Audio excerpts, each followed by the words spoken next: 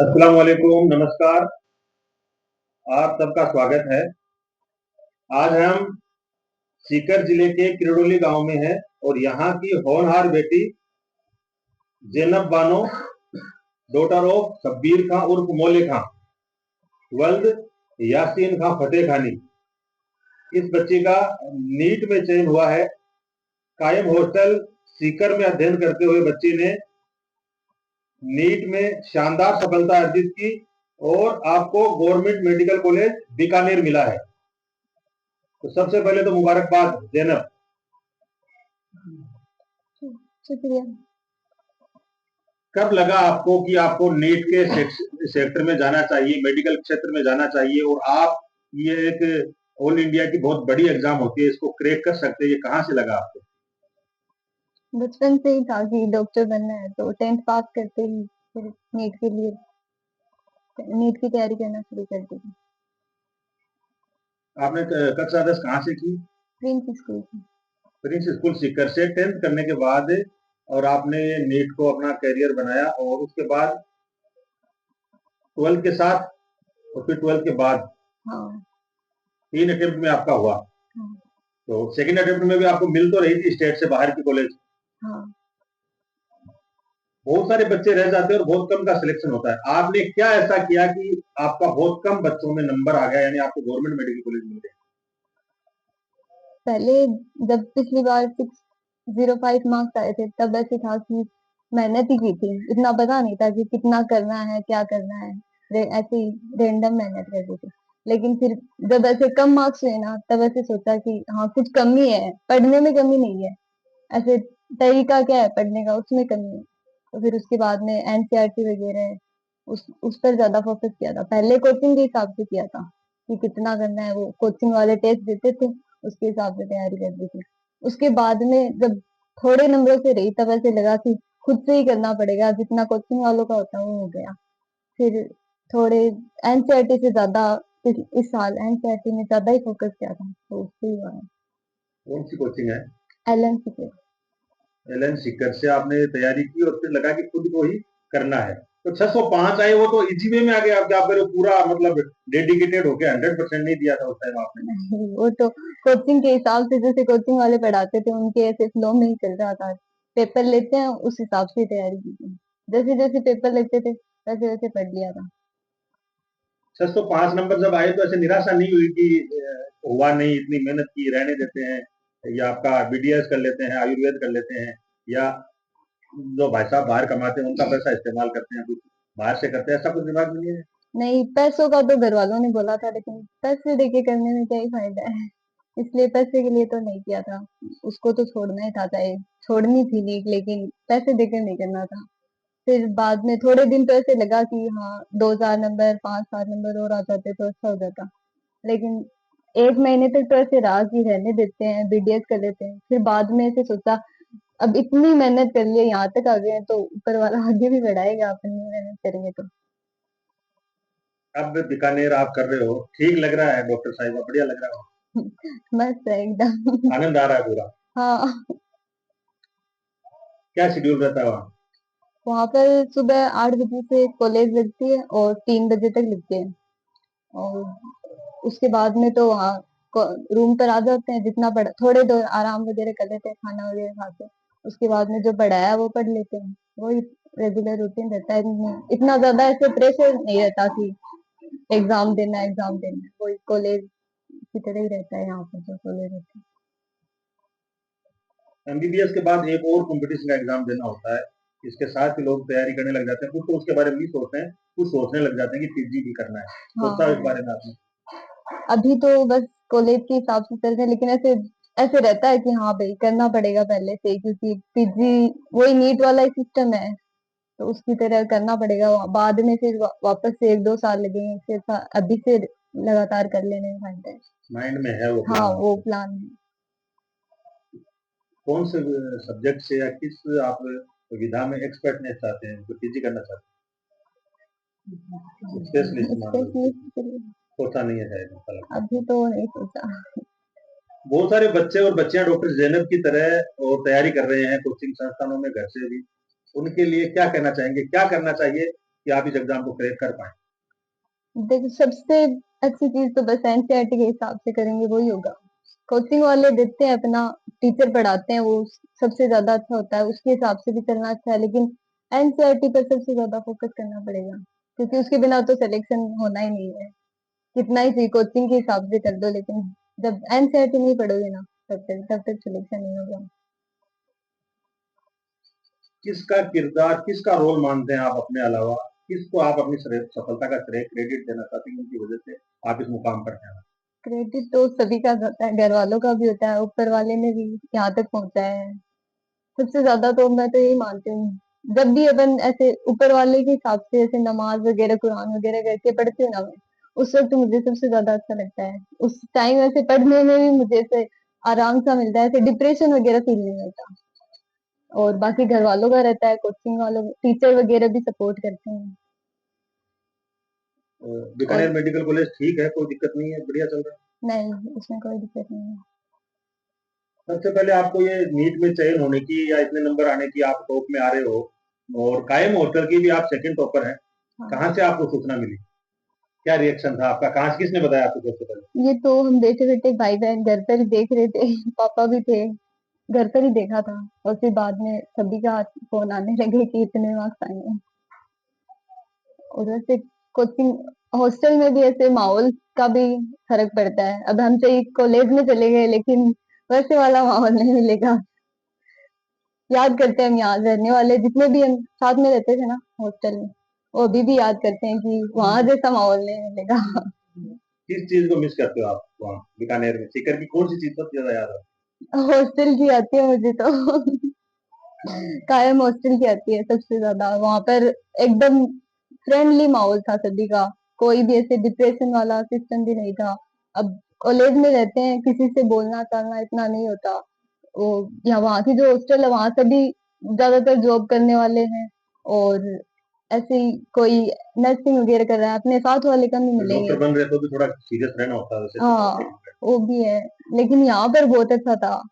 ऐसे टाइम निकलता था यहाँ पर आराम करने का भी, और ऐसे मूड फ्रेश करने का बहुत अच्छा था। और पढ़ने का भी साथ में भी पढ़ते थे हम बहुत सारे। पढ़ाई का भी माहौल बहुत अच्छा था, और खाने पीने का भी ठीक ही था। बहुत बढ़िया बात है। हॉस्टल की जिस जिंदगी को लोग टेंशन में, तनाव में, और क्या होगा क्या नहीं होगा उस टेंशन में गुजारते हैं, उस टाइम को उस बच्ची ने एंजॉय किया है, तो ये भी अपने आप में एक संदेश और पैगाम दे रहे हैं। हॉस्टल से मुझे एक बात याद आ रही है, आपकी कोई सहपाठी स्टूडेंट, कोचिंग की हो या हॉस्टल की, जिसको आप वहाँ मिस कर रहे हो, साथ लेकर जाना चाह रहे थे, कौन है जो रह गई आपकी वहाँ? मेरे साथ वाले तो ज्यादातर दो तीन थे, वो हो गए, और एक दो और हैं जो वहीं पर ही है अभी। बयाना नाम है उसका तो। हाँ। और नौसीन का हो गया, मेरी रूममेट थी, वो एसएमएस रहती है। और सना थी, उसका भी हो गया, जयपुर में हो। बात तो होती नहीं है ज्यादा? नहीं, होती रहती है, उनसे तो होती रहती है। फिर कॉलेज की बात चलती है, हॉस्टल की दो ही बातें चलती है? नहीं, वो हाँ, वैसे कॉलेज की इतनी नहीं चलती जितनी हॉस्टल की रहती है, क्योंकि हमने वहां पर बहुत एंजॉय किया था। जैसे यहाँ आप इबादत करते थे, आपका वहाँ अब रमजान गुजरा है, हम्म।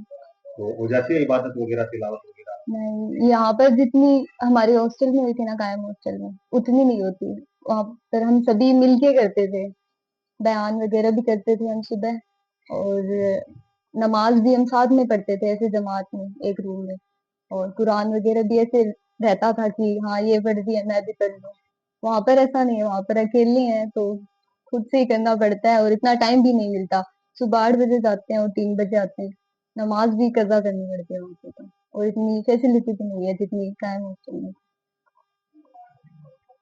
और ये बच्ची है जो कह रही है कि हम नहीं, हमारा काम बोलता है और कागज पे लिखा कलाम बोलता है। यहाँ पर किरडोली गांव के हिलाल, जिन्होंने एजुकेशन में बहुत बड़ा नाम कमाया है, समाज सेवा में भी, कायम खानी हॉस्टल के जरिए भी आपने समाज सेवा की है, और वर्तमान में जनाब असलम खान साहब हमारे साथ हैं, प्रिंसिपल यहाँ का जो मदरसा है। प्रिंसिपल साहब, बधाई सबसे पहले। घर की बेटी, परिवार की बेटी इस तरह से आगे जाती है, खुशी तो बहुत होती है। जी सर, किस अंदाज में इस खुशी का आप इजहार करना चाहेंगे? जी मेरी भतीजी है जी। माशाल्लाह। मैंने भी उसको बहुत मोटिवेट किया है माशाल्लाह। और बार बार उसने मेहनत में कमी नहीं छोड़ी और पक्का कॉन्फिडेंस था कि इंशाल्लाह मेरा सिलेक्शन होगा। इसकी लगन और कॉन्फिडेंस का नतीजा है कि इसका यकीन अल्लाह पर ज्यादा है और दीनदार बहुत है, तो इन्होंने करके दिखा दिया अपने हौसले पर। और बाकी सबकी दुआएं थी परिवार की। हम अल्लाह का शुक्र अदा करते हैं कि हमारे परिवार में पहली बार एक लड़की एमबीबीएस कर रही है। अल्लाह इसको अच्छा अजर दे। कर तो सकते हैं बच्चे, गांव के बच्चे भी, कोई दिक्कत नहीं है अगर ठान ले तो। जी बिल्कुल कर सकते उसको हैं। बहुत मुश्किल मानते हैं, या माइनॉरिटी के बच्चे सक्सेस नहीं होते हैं, या मोबाइल वगैरह चलाते हैं, या दूसरी चीजों में ध्यान ज्यादा रहता जी ये थोड़ा माहौल का फर्क है। माहौल वाकई खराब है। मोबाइल बाइक इन बच्चों से सारी एजुकेशन छीन ली और फिर बच्चों की लापरवाही है, थोड़ी गार्जियंस की भी है, है। लेकिन कर सकते हैं, टैलेंटेड है। बिल्कुल कर सकते हैं। जी जैनब की कामयाबी में जैनब की वालिदा साहिबा जन्नत बानो का बहुत बड़ा रोल है। और दुर्भाग्य ये है कि वो देख नहीं पाते हैं, फिर भी रेगुलर आपसे मिलने वो जाते थे।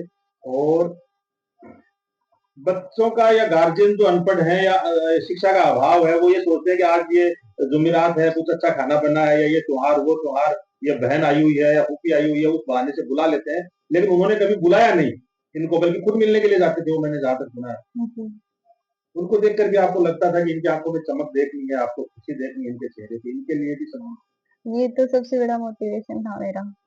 ऐसे कभी ऐसे डिमोटिवेट होते थे या फिर कभी कोई ऐसे लगता था, तो ऐसे याद आता था कि भाई अम्मी ने यहाँ पर पढ़ने के लिए भेजा है और फिर दिखाई भी नहीं देता। और जब यहाँ से गई थी ना, तभी बोल के भेजा था कि मेरे तुझे नहीं करना होगा चाहिए, लेकिन मेरा सपना है कि तू डॉक्टर बने, तूने इतनी मेहनत की है, 11th 12th में भी अच्छी स्कोरिंग की है और हमेशा से ही पढ़ाई में आगे रही है, तो फिर अब क्यों पीछे रहना है। इसलिए वो यहाँ से गई थी, तभी सोच के गई थी। अम्मी पहले से बीच में सोचा था कि नहीं करना है, अम्मी की वजह से वापस गई थी। अम्मी ने ज्यादा मोटिवेट किया था। कायम गर्ल्स एंड बॉयज हॉस्टल के फाउंडर और संचालक जनाब रफीक खान साहब काश हमारे साथ हैं। ये बच्ची रफीक खान साहब की भतीजी भी है, वैसे क्लोज है, फूफी की पोती है, बिल्कुल रियल में। सर डबल खुशी आज तो। बिल्कुल बड़ा खुशी का माहौल था उस टाइम जब बच्चे का सिलेक्शन हुआ था, क्योंकि सिर्फ एक कायम हॉस्टल की स्टूडेंट ही नहीं बल्कि मेरी भतीजी भी है और ऐसे परिवार से है जहां पहले से कोई डॉक्टर वगैरह नहीं है। पिछली बार बच्ची के लगभग 605 नंबर बने थे, तो थोड़ा सा मेरे को भी ये लग रहा था कि सिलेक्शन हो जाएगा, 1-2 नंबर से बच्ची रह गई थी। लेकिन मैंने भी इससे डिस्कशन ये किया कि 605 बने कोई दिक्कत नहीं है, 605 में 6 में 7 में अगर कहीं भी नंबर आता तो साउथ वगैरह में बहुत दूर नंबर आता। अब की बार आप अच्छी तैयारी करो तो आपका राजस्थान में नंबर आएगा। सबसे बड़ी बात है कि इसको बीकानेर लोकेशन मिल गई, एक बच्ची के लिए सीकर के नजदीक कॉलेज मिलना बड़ी बात है। और अभी जैसे आज बीकानेर जाएगी तो अकेले आराम से जा सकती है। अब साउथ वगैरह में कहीं भी दूर नंबर आता तो ये 4 साल परेशान रहती। तो बच्ची के कुछ स्टूडेंट्स के नंबर कम आने पे बच्चे डिप्रेशन में आ जाते हैं। तो सबसे बड़ी बात इसकी कामयाबी में ये रहा कि ये घबराई नहीं, कि अगली बार बहुत अच्छे नंबर आएंगे, और उसने ये प्रूव करके दिखाया। तो कायम हॉस्टल में इतने बच्चे सिलेक्शन हुए हैं, इसमें सेकंड सबसे ज्यादा नंबर जो बच्चे, एक नौशीन जयपुर की इसके रूममेट थे उसके आए हैं, दूसरे नंबर पे इसके आए हैं जैनब के। तो मैं जैनब के इसमें अगर मेरे को लगता है कि किसी का सबसे बड़ा रोल है तो जैनब की अम्मी और पापा का रोल है। इनके पापा से मेरे रेगुलर बातचीत होती रहती, इनके भाई भी वहां उनको संभालने के लिए जाते थे, मम्मी मिलने के लिए जाती थी। तो हमें भी ये लगता था कि इस बच्चे का सिलेक्शन होना बहुत जरूरी है, और इसने जो सिलेक्शन दिया है उसके बाद में बहुत बच्चों को मोटिवेशन मिला है, और उम्मीद करते हैं जल्दी ही डॉक्टर जैनब जो जरूरतमंद हैं उनकी सेवा करते हुए अपने को मिलेगी। इसी के साथ मैं जैनब को एक दोबारा से बधाई देता हूँ। बहुत बहुत बधाई। जैनब के भाई साहब जावेद खान साहब हमारे साथ हैं। जावेद खान, पूरी उम्मीद थी, लग रहा था आपको कि ये बच्ची क्रैक कर लेगी इस एग्जाम को, हाँ सर। परिवार का नाम रोशन कर देगी? हाँ सर, लग रहा था, पूरा पूरा लग रहा था। ये जब 10th में इसके 90 नंबर आए थे तब मैंने सोचा कि हाँ इसको नीट करवाएंगे। तो उसके बाद में एमबीबीएस के लिए इसको हॉस्टल में डाल दिया और इधर तैयारी करने के लिए बॉयज हॉस्टल, ये कायम हॉस्टल में रखा। जो ये हमारे अंकल है रफीक खान जी, इनके हॉस्टल में रखा था। फिर ये पहले एग्जाम दिया, उसमें 605 नंबर आए। तो इसने बोला कि 605 है, अभी क्या करूं, तुम बोलो। मैं बोला नहीं, तैयारी करो, मुश्किल नहीं, 605 है तो अगली बार आ जाएगा, मुश्किल नहीं है, टेंशन मत लो। फिर उसके बाद में ये इस साल में 690 नंबर आए, अच्छे, बहुत अच्छे नंबर है और हमारा नाम रोशन किया है। और अभी बीकानेर में है जो टॉप, राजस्थान में टॉप है। हाँ, तो बहुत बढ़िया मेडिकल कॉलेज भी है। आगे हमारे साथ हैं, नाम उस्मान खान जी, चाचा जी हैं। शब्बीर खान जी जमात में है, इस वक्त तबलीगी जमात में है। उनका चिल्लाया 4 महीने को जमात चल रही है जी। क्या कहेंगे साहब? एएसआई हैं राजस्थान पुलिस में? नहीं, आईटीबी। आईटीबीपी में जी सर, स्वागत है, बधाइयां सबसे पहले आपको। शुक्रिया साहब, बहुत अच्छी बात है। क्या महसूस ये करते हैं जी? बहुत ही खुशी की बात है, हमारी बच्ची ने यहाँ तक किया है, हमारे परिवार का नाम रोशन किया है। और हमारे परिवार में भाई साहब बैठे हैं, ये भी काफी अच्छा किया। लेकिन अभी प्रेजेंट टाइम में जो नई जनरेशन है, इसमें बच्ची ने जो किया है वो काबिल तारीफ है। हम ऊपर वाले का बहुत शुक्रिया अदा कर रहे हैं। जैनब के भाई साहब, जावेद साहब को आप सुन रहे थे, उस्मान खान जी अंकल हैं, आप भाई हैं, और नाम आपका है? फरदीन खान। फरदीन खान जी। मेरा नाम हाँ फरदीन खान है। जी। जैनब मेरी सिस्टर है। और सबसे पहले मैं घर वालों के अलावा रफीक अंकल का स्वागत करता हूँ हमारे घर पर गांव की डोली में। और इनके हॉस्टल से हमारी सिस्टर जैनब बानो जो कायम हॉस्टल में रहकर और अच्छे व्यवहार में रहकर वहाँ पर तैयारी की और वहाँ से सिलेक्शन हुआ। शुक्रिया। मैं कायम हॉस्टल रफीक खागा हमारे घर पर हार्दिक स्वागत करता हूँ। Thank you. लाल मोहम्मद जी हैं कोलिया डीडवाना से। और जी सलाम वालेकुम। वालेकुम। बहन को बहुत बहुत बधाई हो पहले तो। और दूसरी बात, जिस मकसद से हमने हॉस्टल की स्थापना की थी रफीक खान और नूर खान साहब ने मिलकर के कि लड़कियों के लिए अपने को कुछ करना है, आज जिस तरह से बच्चियां उसमें से निकली है, डॉक्टर बनकर आगे जा रही है, हमारा जो मकसद था वो पूरा हो रहा है। उसके लिए मैं रफीक खान और नूर खान साहब का बहुत बहुत दिल से धन्यवाद करता हूँ कि इन्होंने आगे चलकर ये पहल शुरू की। क्योंकि अगर हॉस्टल की स्थापना नहीं होती, मेरे ख्याल से बच्ची इतने अच्छे माहौल में नहीं जाती, और नहीं माहौल में जाती तो इतना अच्छा क्रैक नहीं कर पाती। जो बच्ची अपने मुंह से खुद बोल रही थी कि सच में मेरे को वहाँ हॉस्टल जैसा माहौल लगा ही नहीं, मैंने जितना एंजॉय वहाँ किया यहाँ घर पर भी उतना एंजॉय नहीं किया था इन्होंने। और एंजॉय करते करते आज डॉक्टर की पढ़ाई नीट क्लियर की इन्होंने, और अब डॉक्टर बनने में कोई ज़्यादा समय नहीं है। तो मुझे इस बात की खुशी है कि हम सब जो चीज़ चला रहे हैं आज वो हमारे कौम समाज सबके लिए एक आगे मिसाल बनकर खड़ी होगी। तो बहुत बहुत बधाई हो बहन आपको।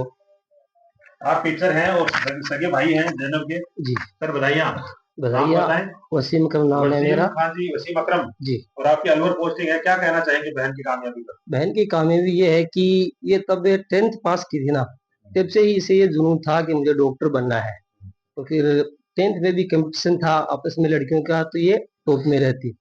फिर उसके बाद ये प्रिंस में गई, असलम अंकल ने एडमिशन करवाया वहाँ पे। तो इन्होंने इन्होंने मोटिवेट किया, साथ दिया, वे छोड़ के आए, कोई दिक्कत होती इनसे बात कर लेते। फिर ये लगातार मेहनत की, एक अटेम्प्ट में भाई नहीं हुआ, पहली बार 12 के साथ था। फिर धीरे धीरे दूसरा किया तो उसमें 605 आए। फिर बोला कि होगा नहीं होगा, वो तो टेंशन मतलब हो जाए तो मेहनत कर, बस मेहनत करती गई। फिर लास्ट अटेम्प्ट में ये हो गया इसका, बीकानेर कॉलेज मिली है। बढ़िया बढ़िया बात है, बिल्कुल, बहुत ही। मेहनत करो फल मिलेगा, आज जी। नहीं तो कल मिलेगा। एक बच्चा हमारे साथ है, क्या नाम है? नाम क्या है बेटा? नाम ये वहीब है और आपका नाम है? हनु Hanifa. Hanufa Hanufa. Good good good. Chanda Mehriya जी, महात्मा गांधी राजकीय उच्च माध्यमिक विद्यालय किरडोली में आप लेक्चरर हैं उर्दू की, और आज इस बच्ची का सम्मान करने के लिए विद्यालय परिवार की तरफ से बधाई है। मैडम धन्यवाद सबसे पहले तो आपका। हाँ, मैं पहले जैनब को बहुत बहुत धन्यवाद देती हूँ, बधाई देती हूँ। आज आपने अपने परिवार का नाम रोशन किया है, किरडोली का नाम भी रोशन किया है।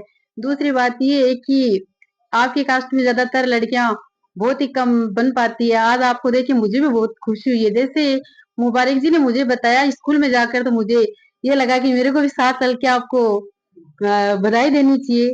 तो यहाँ आके आपको ऐसे घर में सबका माहौल वगैरह देखा तो थोड़ा अच्छा लगा। जिस माहौल से आप निकली हो बहुत ही अच्छा है। दूसरी चीज ये है कि आपको देखकर आपके परिवार की और भी लड़कियां हैं, वो भी डॉक्टर क्या आपसे आपको देख के मोटिवेट होगी, सीधी सी बात ये है। रही बात आप बता रहे हो कि मैं जिस हॉस्टल में पढ़ के आई हूँ उनका भी आपको बहुत मतलब वहां से मोटिवेट हुए आप। और घर का भी माहौल आप बता रहे हो कि मम्मी को दिखता नहीं है, और ऐसे माहौल में आप एक डॉक्टर बनना, भाई मम्मी का सपना पूरा करना या पापा का भी आपने सपना पूरा किया, पर मम्मी है वो ज्यादा मतलब आगे होके आपको समझाती है, और आपने अपनी मम्मी का सपना किया, पूरा किया है। तो मैं आपको बहुत बहुत धन्यवाद देती हूँ। दूसरी बात है कि आज आपको देख के मुझे बहुत खुशी हो रही है कि मेरी भी बेटी है, वो नीट की तैयारी कर रही है। तो मेरे को आज आपको देख के ये लग रहा है कि चलो ठीक है, आपसे मैं बात भी करवाऊंगी और आप उनको भी मोटिवेट करना। धन्यवाद बेटा।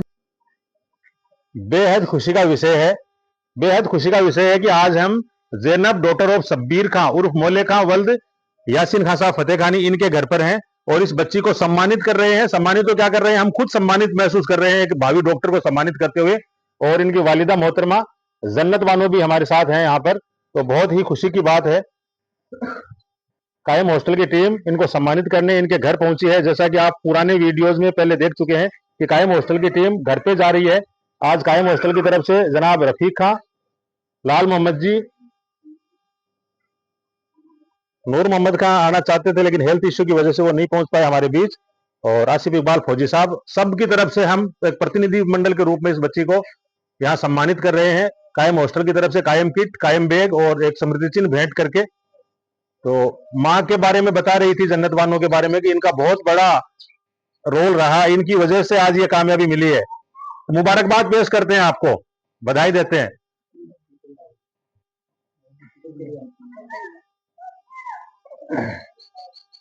Thank you very much. बोलता राजस्थान देख रहे थे आप, जैनब को बहुत बहुत बधाई। निश्चित रूप से आप और आगे बढ़ेंगी और आने वाले समय में खिदमत खल्क आप करेंगी, ऐसी हम उम्मीद करते हैं। रब्बुल आलमीन से आपकी मजीद कामयाबी की दुआ करते हैं और आपको देखकर और बहुत सारे बेटे और बेटियां इस फील्ड में आगे बढ़ेंगे।